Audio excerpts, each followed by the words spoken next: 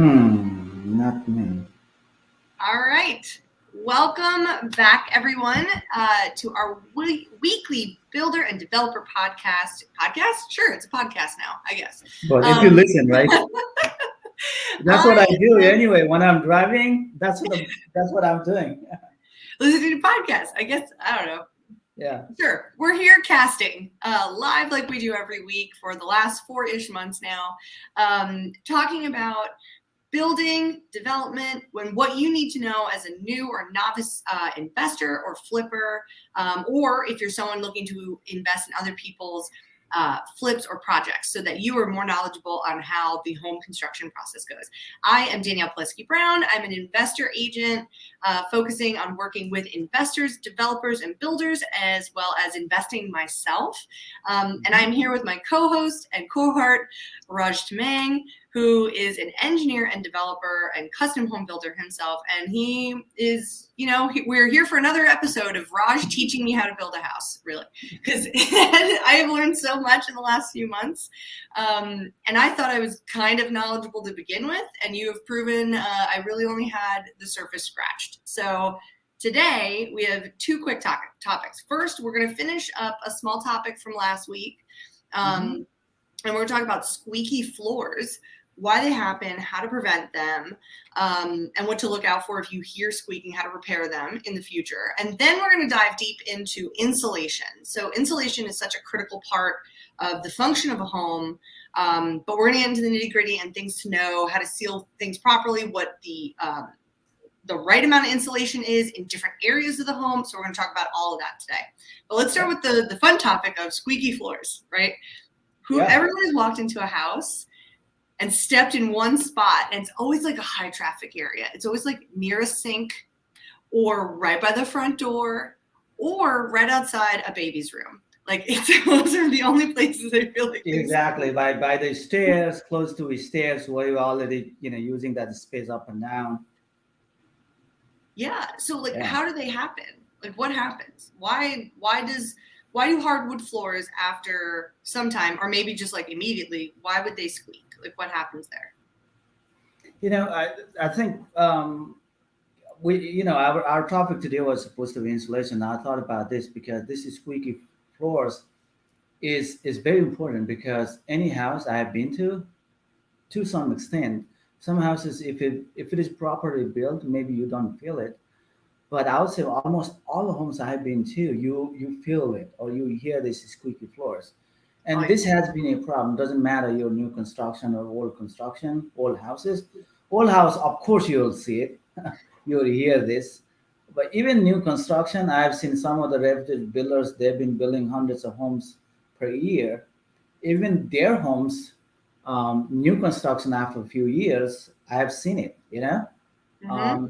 Then those things are the things I always keep in mind as a builder, custom home builder on high end in the area, because you build this beautiful home in the neighborhood, they paid millions of dollars, and a few years then you start hearing these squeaky floors. I mean, it's not structurally, it's not the big deal. It's not a structural issue. It's more like construction, So your house, hearing this squeaky floor doesn't mean your house is structurally unstable. It's gonna fall down, anything like that. It's just annoying, when you're walking on the floor, you hear this. And in my experience, there are a few things you can do. From my experience as a builder, also a structural engineer, there are a few things you can do to minimize. I should say minimize. Completely elimination may not be practical, because sometimes it could be too expensive just to do it. Yeah. But there are a few things you actually do to minimize that. Okay. So squeaking floors is usually, you have to remember, on a floor construction, it's coming from the floor. So you're walking on the floor, that's what you hear. So floor construction, you have to remember, you have a floor joist. Okay. So old construction, you have a 2x4 or 2x10, 2x12, 2x8 floor joist, every 16 inches on center or 19 or 24 inches on center. That's how it is, right? On the top of that, we have a plywood subfloor or OSB subfloor. So nowadays, either I joist, there are different manufacturers. I joist. The reason we say I joist because shape of the joist looks like I, so that's what we call I joist. Got it. Okay. And the joist, they have some different manufacturers in this country. They manufacture, but the specification is something you have to remember. The- There are a few things you have to keep in mind about the joist, because when you say I joist, doesn't mean all of them is same. Of course, they're Sure. different brand, different constructions, specifications. Something you have to keep in mind. So floor joists usually are about 12-inch deep, or depth, thickness. um, Actually, if you go exact height, it's 11.78, and I really don't know why they make that depth, but it's 11 inch and 7/8 depth, almost 12 inch deep depth. That's like super specific. 11 inches and 7/8 of an inch. Yeah, so it's like 1/8 inch shorter than 12 inch. And I probably have to do a little bit of research now. I thought about it. I may Yeah. actually talk to our vendor, say why we really come up with those size. Um, and then um, either 14 inch, or it could be 16, it could be 20 inch, or 24 inch, or 20 inch, or 24, 18 inch. So those are the depth. As you deeper it is, of course, it's more stronger, but more expensive, right? Mhm. So then your spacing, how often you have to put, it's usually 16 inches one center, or most of the builders, they do 19.2 inches one center. um, Mhm. they don't do 24 inches one center. I have seen some builders, they go floor joist or floor trusses 24 inches one center, but that's not a good idea, because you'll have more issue, especially the plywood or soft floor is spanning 24 inch instead of 16, and you might Mhm. have issue with the flooring down the road. If you have a tiles, it may start cracking because the plywood is not strong enough to span 24 inch, Yeah. unless you go your thicker plywood. Typically we go 3/4 inch plywood, unless you go 1 inch, or maybe 3/4 times two, like 1.5 inch plywood subfloor, which is unusual, for Mhm. residential construction. Then if you use typical 3/4 inch plywood, 24 inches spacing is not a really good idea, Yeah. Yeah, right? because it could bow and then crack Exactly. the So all of a tiles. sudden you're like web, Mhm. You don't want that happen. So I would recommend 16, right? Yeah. Um, Because they're closer together and more support underneath.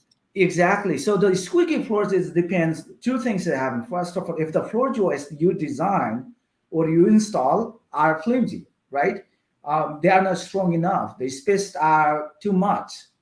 But when you are walking, it's not a squeaky floor. You could even see bouncy floor. So those things can be avoided if your floor joists are properly designed. The space 16 inches in one center. Don't go far apart than 16. Make sure the specifications. As I say again, you have a cheaper one, or you have a expensive one, or expensive joist. That depends on the series of the joist Mhm. and depending on the brand. So you have to make sure that your designer, your engineer, make sure that they design the floor system properly, so that there is less bouncy floor, means that it also minimizes squeaky floors. Got it. So is that the case not just for homes with basements or crawl spaces, but also for homes that are on a slab? No, so on the slab, there is no floor. There is no squeaky floors. No, because you have a concrete slab, so Okay. there is no bouncy What floor. if I'm just saying this is a hypothetical as someone who owns a slab house and Mhm. has not hardwoods though, has uh, luxury vinyl flooring. Mhm. What if you hear some squeaking when you're walking on something like that? Is it detaching from the slab, or what could be happening there that might be like something different? Two things can happen. Okay, you have to remember when they pour a slab, it's supposed to be completely 100% horizontal plane, right? Flat, yeah, it's supposed to be flat. Correct. But that's not going to happen, because you human beings, we try to do our best, but there would be some location where probably maybe there's some dip, you know. Yeah. And so So if it isn't 100% flat, then when you install whatever you install, let's say, especially vinyl floors, the vinyl floors you're trying to breeze the depressed area. Then when you're walking down the road, yeah, exactly, down the road, if you are stepping on that deep area, right, then that's what you see. Not so bouncy, but it's more like squeaky floors, right? A little bit squeaky because now Yeah. it's not sitting on the slab perfectly, and there's a gap. Mm-hmm. Like a Second thing huge is, one, obviously, but sorry, go ahead. yeah, because there's like a little spot in my Yeah. house, right? Of course, it's by my front door, which is super convenient because we never walk there. Yeah. And there's always like, you could tell there's this one little spot that there must be just like a slight concaveness to the cement underneath. Correct. Yeah. And it doesn't stick. It squeaks. I guess that's the weirdest way to describe it, but it squeaks. Yeah. So I guess it can happen on a slab, but it's mostly because then the slab is just not 100% flat. Like there will be imperfections in the slab somehow. Correct. So like you say, exactly. So that deep area, it's not big enough, very small area. So if you step on it, then you'll see it's deep. The concave area. But another thing that's way to avoid it is now when we install flooring, Mhm. you can actually do leveling grout. So what you do is that before you install the flooring, entire area, you could just do the leveling grout. It's like a very liquid grout. Yeah. You pour the whole entire area, let it just settle down. So because if you pour water, so by itself, by nature, it will just fill the gaps, right? Fill the voids Yeah. or depressed Is it the area. same thing as like self-leveling cement? Like, 'cause I Yeah, think same stuff. correct. Yeah, self-leveling grout, but it's very liquid. It's not thick, Yeah. so that you just pour on the whole entire surface and you just spread out. Mm-hmm. So that because it's so liquid, it will just try to fill the area where it's a depressed area. Try to make the surface flat. That's one way to look at it. That you can do it before you install those floorings. Okay.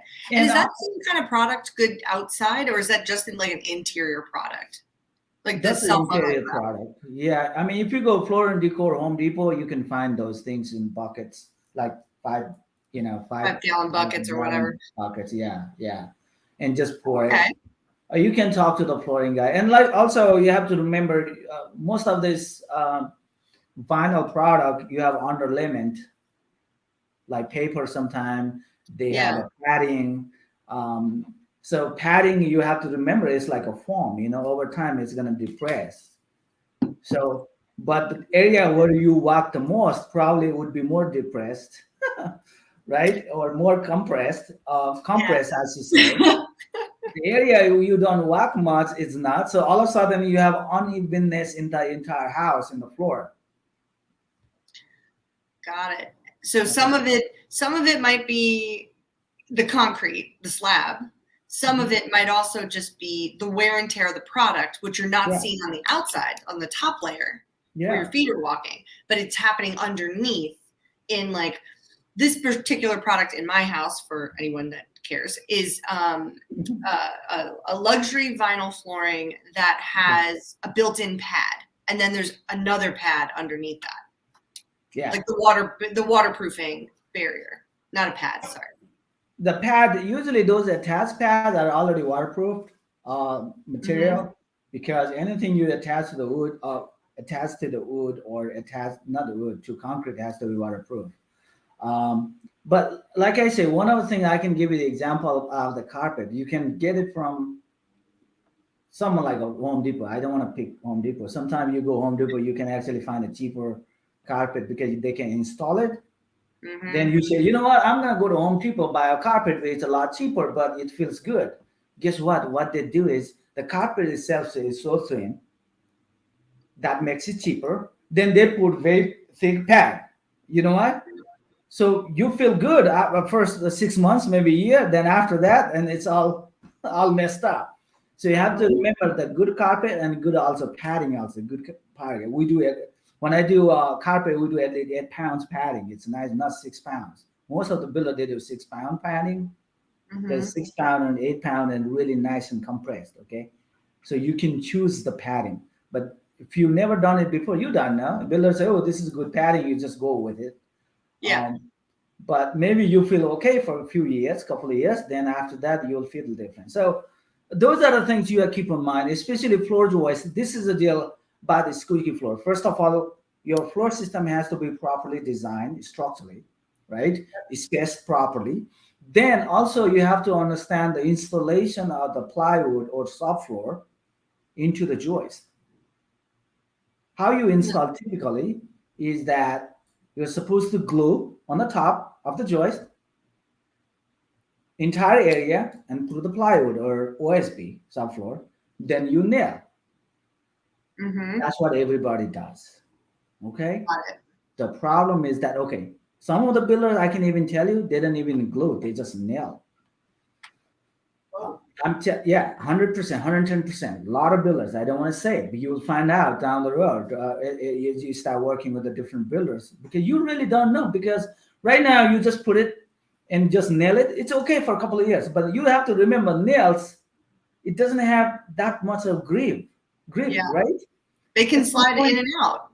In and out, for after a couple of years because once you walk, because of those movement and vibration, so your nails start, becoming loose and the grip, you lose the grip, and that's now a squeaky floor is a movement of the joist and soft floor separations. It's so when the joist and when you're stepping on a joist or on the floor, there's no positive connection with the soft floor and joist because now it's loose. Some places is intact, some places not. So it's sliding.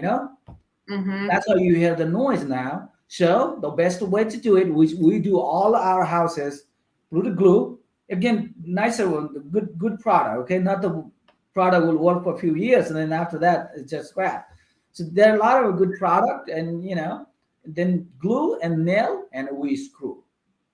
Got it. Okay, so you really want to combine those three together. Well, that and plus making sure joists and the flooring system are close enough, like each of the items are close enough so you have long-term structural support. And then you want to make sure that the because also if you're talking about wood depending on the season, depending on the humidity in your house, depending on so many factors, it expands and contracts, and you may not see it physically, but you may start to see it in certain spots. Like you'll notice in the summer, if you have wooden doors, they could be brand new and perfect, but they might stick a little bit. And that's because of the humidity. And in the DMV area, we live in a swamp. And it's about 1,000,000,000% humidity here every day from like May until still right now. It's still like 85 degrees outside. So in factors like that, even if you have a dehumidifier system in your home, there will always be fluctuating levels of humidity. And like certain products like my Nest system, it actually monitors the humidity in my home. Do I ever really look at it all that frequently? Not so much. But if I were hearing like say extra squeaking or if my doors were sticking, I might check that and be like, oh, maybe something's up. Maybe I have to turn on my dehumidifier. Maybe I have to see what's going on. Right. So there's a way to monitor that. But like naturally the humidity and other factors like heat, temperature, humidity, those are things that can affect your floors or any wood in your house. So it would affect your flooring or could affect your flooring. Exactly. Like I said before, now you know that when it isn't or you are helping your client to build a new house or buy a house from a builder under constructions, those things you can easily monitor and ask them and just adding additional screws, it does not add thousands of dollars to your budget, just like it's not much. But just doing those smaller things sometimes take care of long problems you may see down the road. Like I said, these squeaky floors are very annoying. Even though it's not structural, it's not gonna fall down. But you don't want to hear it, especially in the high-end homes, new construction anyway. For sure, it cheapens all that you just invested into your home. And flooring, as you know, it's one of the biggest budgets you're going to have as part of the components of building a home because it's everywhere. Like there's flooring everywhere. Yeah. You cannot have no flooring in any room, right? You have to be able to walk on something. So it's best to make sure it's installed properly, and from both a foundational perspective, but also that it's going to allot for expansion, contraction, long-term use, and just like your home settling, whatever that really means to you. Because like again, I'm on a slab, but I still have some settling that is causing my flooring to have some of these things, even though it was installed like 22 years ago. Okay. It's still, but the top looks brand new. You would never know because of the product. But now this makes a lot of sense. I'm like, well, why would I have any squeaking? Like it's on cement. Like what could have happened to the cement? Yeah. But this makes a lot of sense. So just also understanding what products you're selecting and where you're putting them, right? Like, yeah. I don't know about you, but if anybody ever asked me if they should put hardwood floors in a basement, I'd be like, no. Why would you do you that? never.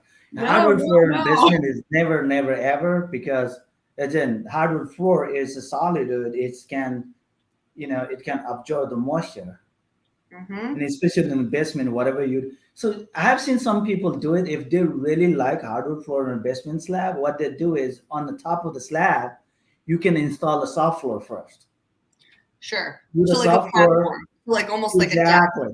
Separate the gap, create the gap between the slab and your flooring. Then you can do it.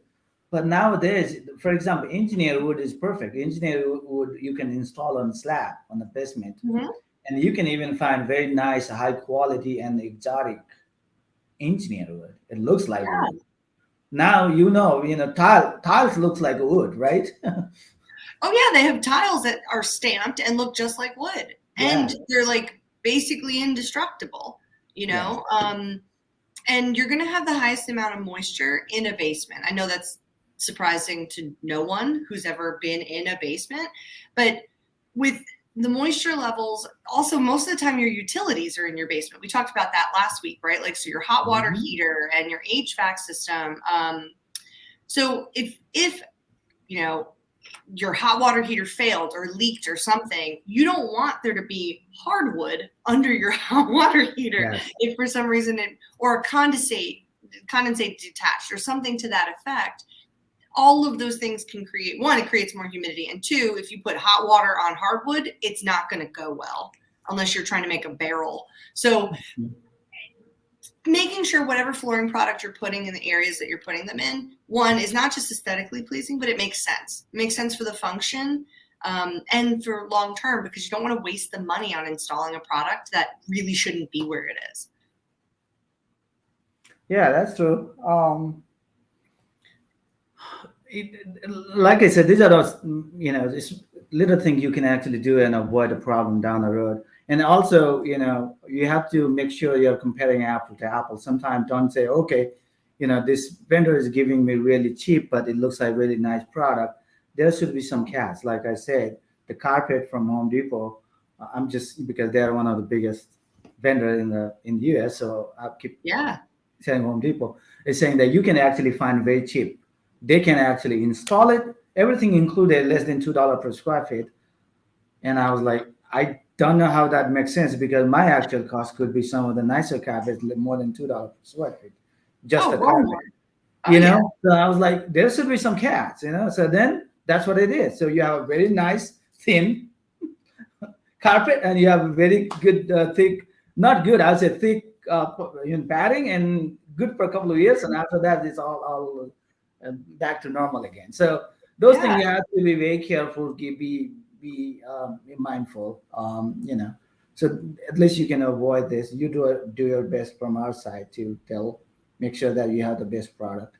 Like I said, these are the smaller things sometimes you could easily do, but you don't know now, and you don't do it because you don't know. But sometimes, like I said, now go to the builder, talk to them, like, hey, what you can do? What can you do this? And they may not do anything. They may not do anything if you don't ask for it, right? But if you just ask them, put some screws, what the hell, man? This is just like $500, $600. That's it. It should be able to do it, but then you don't hear all this noise. Yeah, very helpful. Which really does devalue your home a little bit. Like if you ever were to try to sell it, they're going to have questions about that. Because when you start hearing little squeaks and when you start seeing little things that shouldn't be out of place, like, I don't know, doorknobs that aren't functioning correctly or doors that are sticking, like it's those little things that when buyers are looking at a home and they're like, oh, I thought this was new, or I thought this was 4 or 5 years old, or I thought insert reason here, that they think your home is basically brand new, but they're hearing these things, it really makes them question the quality of it. And it could affect your resale value for sure. Yeah. So that's very true. And also, this is we do flips, right? I do spec homes and flips. But when you do a flip, part of the process is your product flooring you will remove anyway, the new carpet Yeah. or flooring. So at that time, at least you won't be able to put the glue, but you can add a screw now. This is the perfect timing for you to help Yeah. you with the squeaky floor, avoid it, because now you can add. So every time when I do renovation project and I have a flooring needs to be replaced, I'll go and add those screws. That definitely help. Yeah. Mm-hmm. So especially if you have it exposed, why wouldn't you? Right? exactly. Yeah. Yeah. You improve the value of the home just by you doing that one step.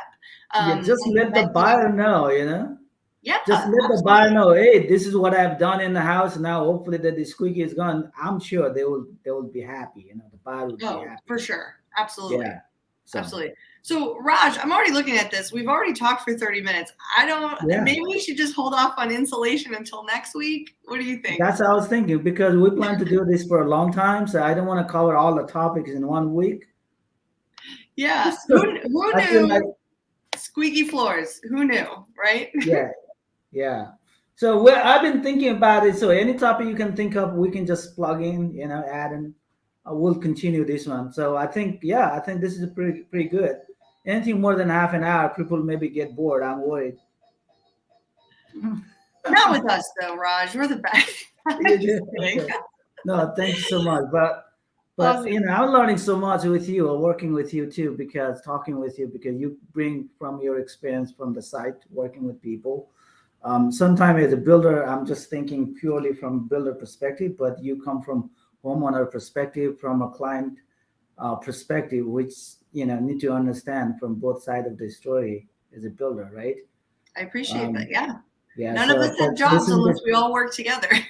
This is awesome. No, this is very awesome. I appreciate it. Awesome. All right. Well, until next week, my friends. And if anyone has any questions regarding squeaky floors, how to repair them, how to find them if you're looking in a flip home, or just any other questions regarding flooring, let us know. Leave a comment, and Raj and I will get back to you.